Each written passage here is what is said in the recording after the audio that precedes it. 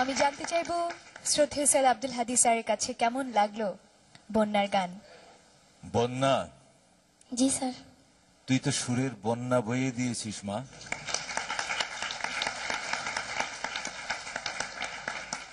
আমাদেরকে তো তুই মুগ্ধ করে দিলি আজকে।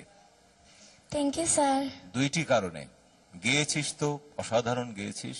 এই বয়সে যদি এভাবে এমন চমৎকার করে, এমন সুরে, এমন তালে, এমন লয়কারি করে কি করে গাইলি, সত্যি আমরা অভিভূত হয়েছি তোর গান শুনে আজকে। এবং আরেকটি কারণ, তোর বয়স আমরা যতদিন থেকে দেখছি হয়তো 1 মাস কি 2 মাস বেড়েছে, কিন্তু তোর কণ্ঠের বয়স কিন্তু, তোর গানের বয়স কিন্তু 10 বৎসর বেড়ে গেছে।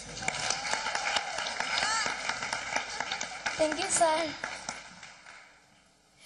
শ্রদ্ধেয় সাবিনা ইয়াসমিন। বসই গো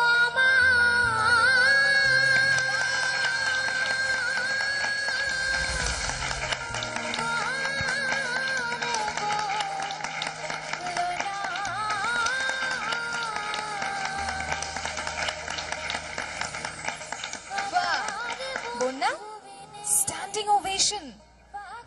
এখনো আরেকজন বিচারকের কাছ থেকে কিন্তু কথা শোনা বাকি আছে। আমরা জানতে চাইবো শ্রদ্ধেয় কুমার বিশ্বজিতের কাছে। বন্যা, গানের প্রথম লাইনটা কি রে? বন্ধুরে কই পাবো সখী গো, বন্ধুরে কই পাবো সখী গো। ওই পাবো সখী। বন্ধু পাওয়ার সময় তোর অনেক অনেক দেরি। চিন্তা করে এত SMS কি করবি, সেটা অতি জরুরি। আর এই মঞ্চে করে যায় একে একে সেঞ্চুরি, সাথে আমাদের দর্শকের মন চুরি।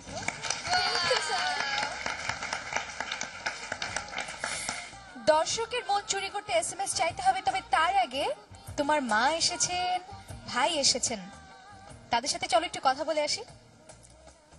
ওর বাবা ছিলেন আমার শিক্ষক, ওনার কাছ থেকে আমি গান শিখতাম। ওরা 5 বোন, ওদের কোনো ভাই নাই। সেই হিসাবে সে আমাকে ধর্মের ভাই বলেই জানে। বন্যা এমন একটি ফ্যামিলির মেয়ে, পরিবারের মেয়ে, যেখানে ওরা 5 বোনের সংসার, কোনো ভাই নাই।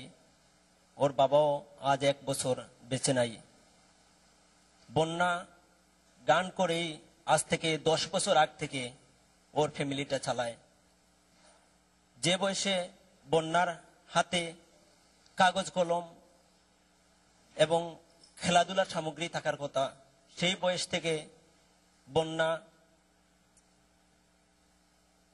হারমোনিয়াম নিয়ে গ্রামে গ্রামে গিয়ে জলসায়, পূজা মণ্ডপে গান গেয়ে তার ফ্যামিলি চালায়। বসই গো